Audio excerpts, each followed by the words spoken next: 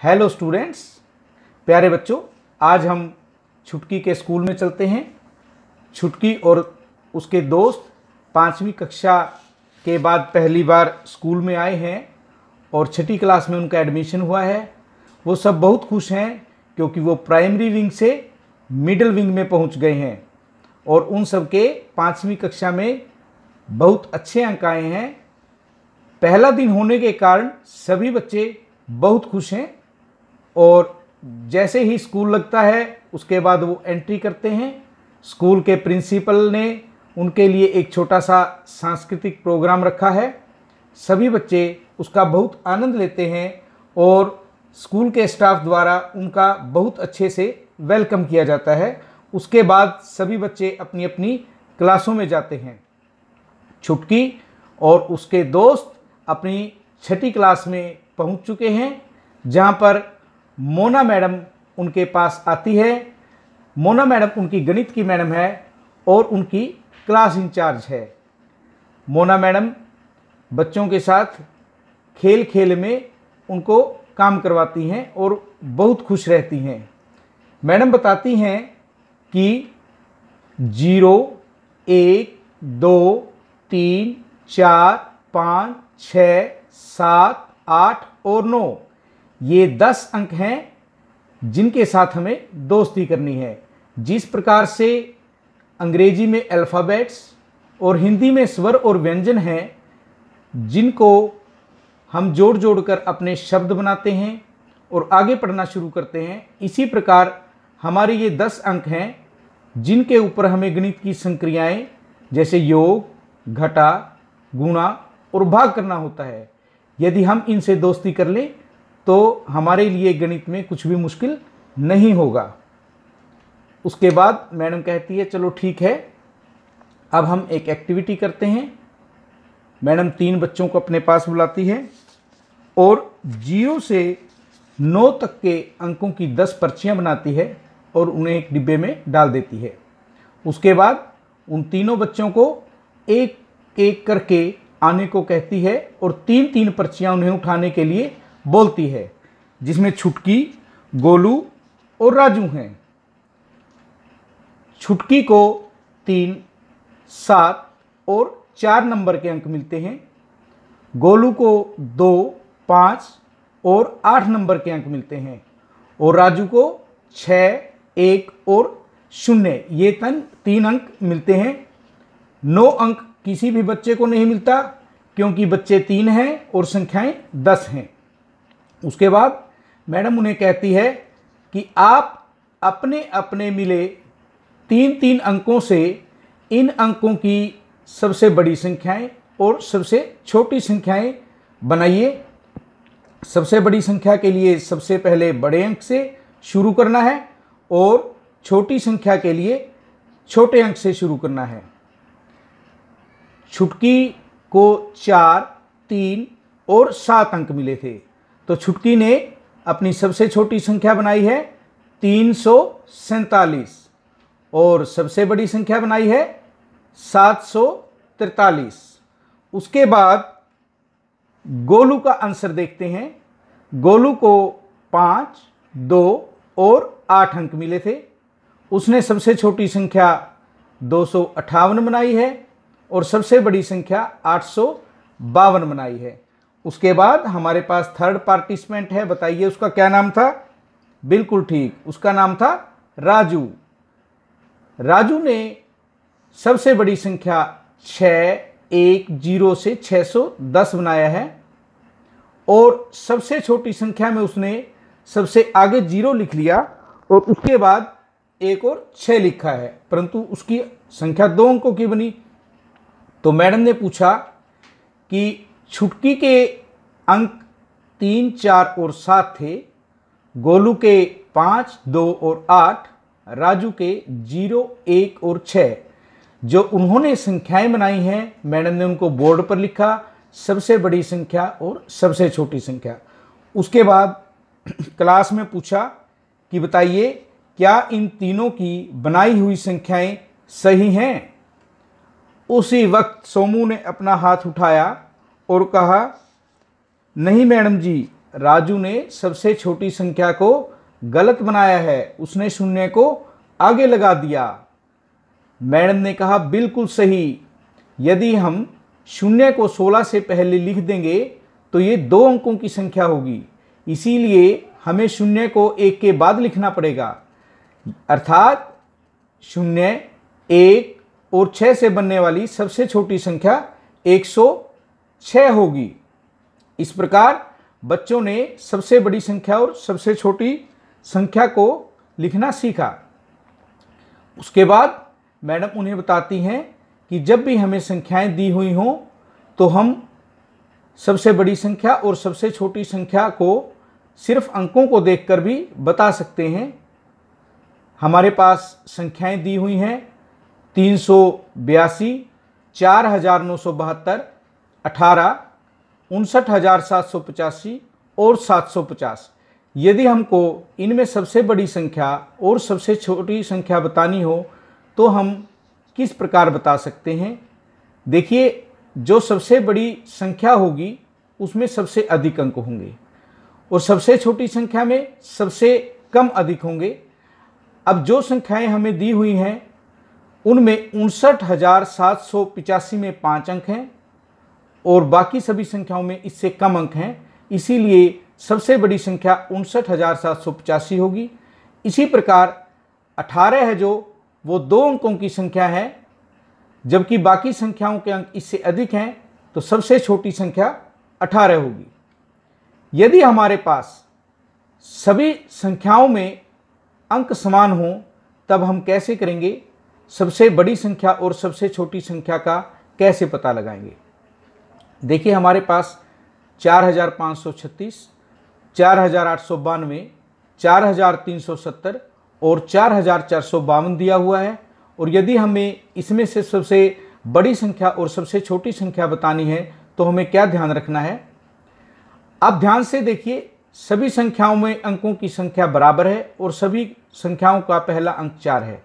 इसीलिए हम सबसे बड़ी संख्या और सबसे छोटी संख्या बताने के लिए दूसरे अंकों की तुलना करेंगे। जो दूसरे नंबर पर अंक है उसे हम देखेंगे।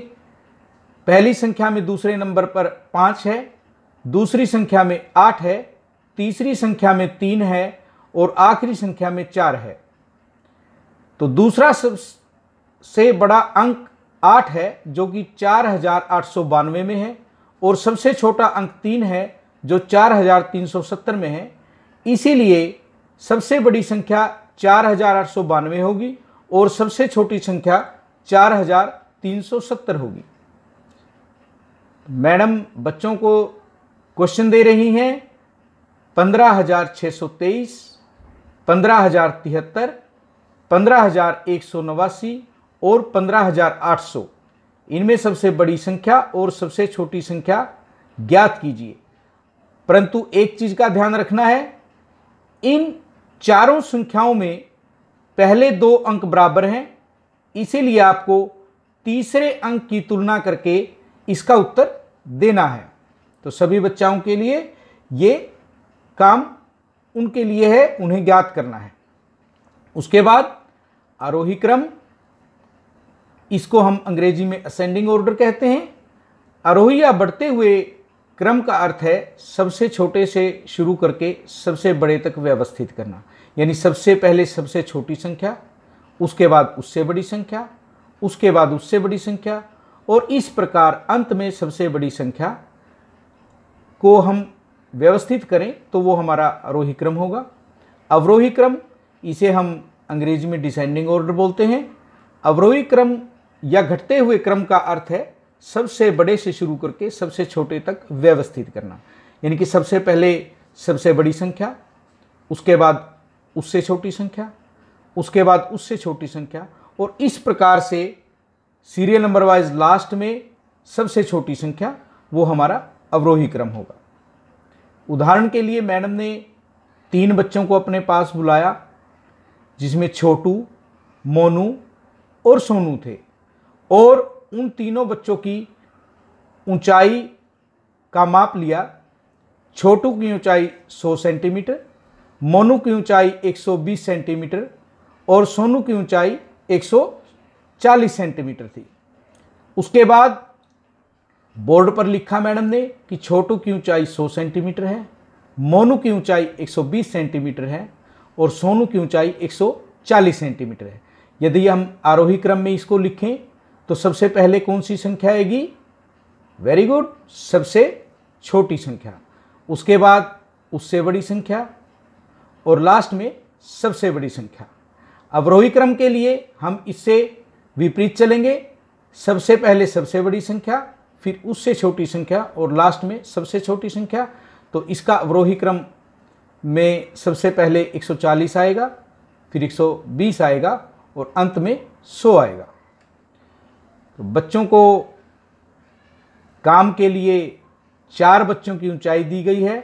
रामहरि 160 सेंटीमीटर ऊंचाई है, डोली की 154 सेंटीमीटर की ऊंचाई है, मोहन 158 सेंटीमीटर ऊंचाई का है और शशि की ऊंचाई 159 सेंटीमीटर है।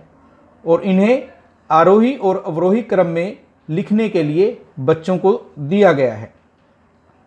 इसी प्रकार एक व्यापारी की दुकान में 5 अलमारियां रखी हैं, जिनमें से प्रत्येक अलमारी का मूल्य लिखा हुआ है। पहली अलमारी का मूल्य 2635 रुपये, दूसरी अलमारी का मूल्य 1897 रुपये, तीसरी अलमारी का मूल्य 2854 रुपये, चौथी अलमारी का मूल्य 1788 रुपये और पाँचवीं अलमारी 3975 रुपये मूल्य की है। तो सभी बच्चों को इन मूल्यों को आरोही और अवरोही क्रम में व्यवस्थित करना है। उसके बाद बुक में से भी मैडम ने 2 क्वेश्चन दिए जिन्हें आरोही और अवरोही क्रम में लिखना है। उसके बाद मैडम ने एक और एक्टिविटी करवाई जिसमें ग्रुपिंग करने के लिए बच्चों को कहा गया। उन्होंने एक डिब्बा लिया जिसमें छोटे छोटे प्लास्टिक के मोती थे और 100 मोतियों की 2 मालाएं बनाई गई, 10-10 मोतियों वाली 4 मालाएं बनी और 7 मोती शेष बचे। तो मैडम ने बच्चों से पूछा, बताइए हमारे पास डिब्बे में कुल कितने मोती थे? 100 मोतियों वाली मालाओं में देखिए कितनी संख्या होगी मोतियों की। 2 मालाएं हमारे पास हैं तो 2 गुणा 100 200 होंगे। 10-10 मोतियों वाली हमारे पास 4 मालाएं हैं, उनमें मोतियों की संख्या 4 गुणा 10 40 होगी और शेष हमारे पास जो बिना माला के मोती बचे हैं वो 7 हैं। यदि हम इन सब का टोटल करें तो मोतियों की कुल संख्या 200 जमा 40 जमा 7 247 होगी।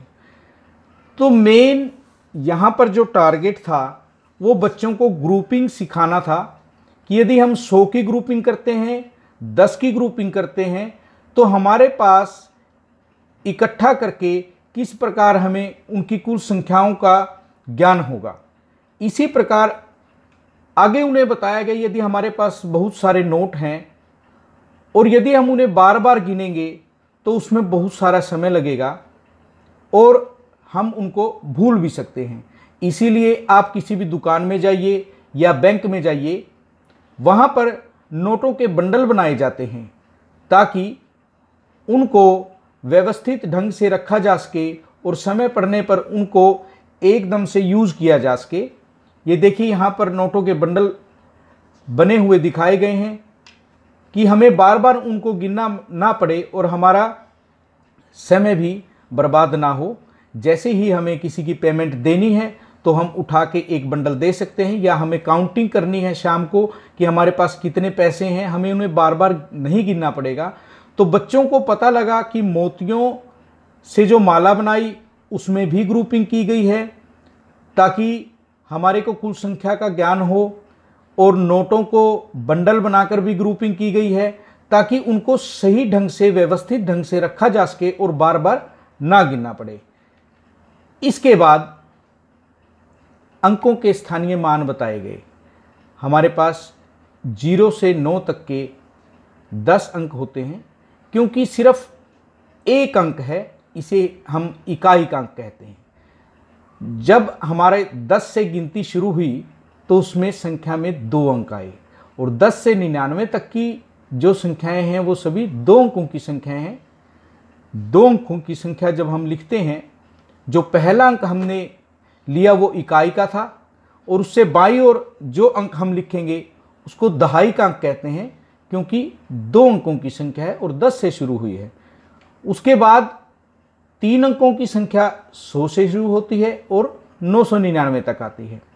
तो हम जब 3 अंक लिखते हैं, सबसे अंत वाले अंक को इकाई का अंक, उसके बाईं ओर जो दूसरा अंक है दहाई का, तीसरा अंक सैकड़ा, क्योंकि 100 से संख्याएं शुरू हुई थी और सैकड़ा 100 का होता है, इसलिए इसको हम सैकड़े का स्थान देते हैं। इसी प्रकार 1000 से जो संख्याएं शुरू हुई 9999 तक चली, वो 4 अंकों की संख्याएं हैं, 1000 से शुरू हुई हैं, इसीलिए इसके स्थान को हमने 1000 का नाम दिया। और 1000 के बाद 10,000, फिर लाख, फिर 10 लाख, फिर करोड़, इस प्रकार से हमारा स्थानीय मान चलता है। और ये एक टेबल आपके लिए बनाई है जिसमें इकाई, सबसे अंतिम अंक को इकाई का अंक, उसके बाद बाईं ओर जैसे जैसे हम बढ़ते हैं अंक हमारे अधिक होते हैं, दहाई का अंक, सैकड़ा, 1000, 10,000, लाख, 10 लाख, करोड़, इस प्रकार चलता है। और साथ में आपको इंग्लिश में बताया गया है, इकाई के अंक को वंस प्लेस बोलते हैं, दहाई को टेंस प्लेस, सैकड़ा को हंड्रेड्स प्लेस, 1000 को 1000, 10,000 को 10,000, लाख को लैख बोलते हैं और 10 लाख को 10 लाख, करोड़ को करोड़। इकाई के अंक को हम 1 से गुना करते हैं, दहाई के अंक को 10 से, सैकड़ा को 100 से, 1000 के अंक को 1000 से, 10,000 वाले को 10,000 से। इस तरह से इनके नीचे हमने संख्याएं भी लिखी हैं जिससे हम इनको गुना करते हैं। सबसे पहली संख्या देखिए हमारी 54,612 है। हम अंतिम अंक से लिखेंगे, उसको इकाई के स्थान पर लिखेंगे, 1 को दहाई के स्थान पर, 6 को सैकड़ा के स्थान पर, 4 हमारा चौथा अंक है, 4 अंकों की संख्या बताया था अभी, 1000 से होती है शुरू, और 5वां हमारा 10,000 हुआ। तो हम इसको पढ़ेंगे तो 1000 वाली संख्या 2 अंकों की है तो 54,000 बने, सैकड़ा में 6 है 600, और दहाई और इकाई में 1 और 2 हैं वो 12 हुए, 54,612 इसको पढ़ेंगे। और यदि हम इनका स्थानीय मान ज्ञात करना चाहें, 6 का स्थानीय मान देखिए, 6 कौन से स्थान पर है, सैकड़ा के स्थान पर है, तो 6 गुना 100 600 होगा। 4 का स्थानीय मान यदि आप ज्ञात करना चाहें, 1000 के स्थान पर है, 4 गुना 1000 4000 होगा। इसी प्रकार आप कितनी भी संख्याएं ले सकते हैं और उनका स्थानीय मान ज्ञात करना है या उन्हें लिखना सीख सकते हैं इसके माध्यम से। अब बच्चों ने पहले दिन बहुत आनंद लिया और उनकी स्कूल की छुट्टी का टाइम हो गया। सभी बच्चे बहुत खुश हैं। छुटकी, गोलू, राजू, उन सभी ने आज अपने अपने विषय का बहुत सा काम सीखा और खेल खेल में सीखने के कारण उन्हें किसी भी प्रकार का बर्डन महसूस नहीं होता। उन्होंने क्या क्या सीखा? उन्होंने सबसे पहले तो सबसे बड़ी संख्या और सबसे छोटी संख्या ज्ञात करना सीखा। उसके बाद उन संख्याओं को आरोही और अवरोही क्रम में लगाना सीखा। और सबसे मेन बात जो है, उन्होंने सीखी ग्रुपिंग। किस प्रकार से हम 10 का ग्रुप बना सकते हैं, 100 का ग्रुप बना सकते हैं, यदि आवश्यकता हो हम 20 का, 30 का, 50 का भी ग्रुप बना सकते हैं। उससे यदि हमारे पास कोई भी संख्या है, हमें बार बार नहीं गिनना पड़ेगा। और यदि हम उसको ग्रुपिंग करके व्यवस्थित ढंग से रखेंगे तो वो भी बहुत अच्छा लगेगा। छुट्टी के बाद गोलू अपने भाई रामू की दुकान पर जाता है। वहाँ वो देखता है कि उसका भाई रामू जो है वो लाठियों का काम करता है और उसकी लाठियाँ इधर उधर बिखरी पड़ी हैं, जिनको उसने किसी भी व्यवस्थित ढंग से नहीं रखा हुआ। वो रामू को पूछता है, भैया आपकी लाठियाँ बिखरी पड़ी हैं, आप इन्हें सही ढंग से रखें। रामू कहता है कि मुझे इसकी जानकारी नहीं है, मुझे तो इनको बार बार गिनने में बहुत अधिक टाइम लग जाता है। मैं क्या करूं, हर रोज घर के लिए भी लेट हो जाता हूं। तब गोलू अपने भाई रामू को ग्रुपिंग के बारे में बताता है। भैया आप एक काम कीजिए, इनके 10-10 के बंडल बना लीजिए और बड़े बंडलों की ज़रूरत हो तो आप इनके बड़े बंडल बना लीजिए। रामू कहता है कि गोलू तुम मेरी मदद करो, और गोलू की मदद से बाद में रामू बंडल बनाता है। जहाँ भी उसने छोटे बंडलों की आवश्यकता थी उसने छोटे बंडल बनाए, जहाँ उसे बड़े बंडलों की आवश्यकता थी उसने बड़े बंडल बनाए। इस प्रकार उसकी सभी लाठियाँ बहुत ही व्यवस्थित ढंग से रखी गई और उसे अब बार बार इनको गिनने की ज़रूरत नहीं पड़ेगी। जब उसे किसी को 10 लाठियाँ देनी है वो पूरा एक बंडल दे सकता है, जब उसे कम देनी है तो कम लाठियाँ दे सकता है। अब उसका बहुत सारा टाइम बच जाएगा और वो गोलू को शाबाशी देता है। गोलू भी बहुत खुश है कि आज ही हमने ग्रुपिंग सीखी और उसने ग्रुपिंग अपने भाई रामू को बताई, जिससे रामू का काम बहुत आसान हो गया। तो प्यारे बच्चों, इस प्रकार आप भी ग्रुपिंग के बारे में अपने घर पर या अपने दोस्तों को या कोई आसपास कोई दुकान है वहाँ पर देखिए, ग्रुपिंग का बहुत महत्व है। हम कोई भी चीज़ लेकर आते हैं, आप देखिए माचिस की डिब्बी लेके आते हो, 10 डिब्बियों का पूरा एक पैकेट बना हुआ है और उस तरह के कई सारे पैकेट हमारे बॉक्स में होते हैं। उसे हम बार बार नहीं गिनते। एक बड़े बॉक्स में हमें पता है कि छोटे कितने पैकेट हैं और हर एक छोटे पैकेट में 10 माचिस की डिब्बी हैं। तो हमें रेट के हिसाब से जब भी देना है बड़े बॉक्स को दिया और उसका रेट भी हमारे को पता होता है कि एक छोटा पैकेट कितने का है, इस बक्से में बड़े में कितनी उसमें माचिस के छोटे पैकेट हैं। और यदि हम बार बार गिनेंगे हमारा टाइम भी खराब होगा और हम उसमें ज़्यादा पजल भी हो सकते हैं। इसीलिए सभी बच्चे इस प्रकार से एक्टिविटी करें। जहाँ पर भी आपके पास गणित की स्टेटमेंट में कोई नाम आता है, वो रामू है या गोलू है या राजू है, उसको आप अपने आप से तुलना कीजिए, अपने दोस्तों से तुलना कीजिए। जिस तरह की स्टेटमेंट दी हुई है आप एक दूसरे के साथ ग्रुप बनाकर उन एक्टिविटीज़ को करने की कोशिश कीजिए। उसके बाद आपको गणित बिल्कुल भी मुश्किल नहीं लगेगा और मेरा ये मानना है कि आपको उसमें बहुत आनंद आएगा। तो उम्मीद है कि आपको ये वीडियो पसंद आएगी। तो ओके, गुड बाय।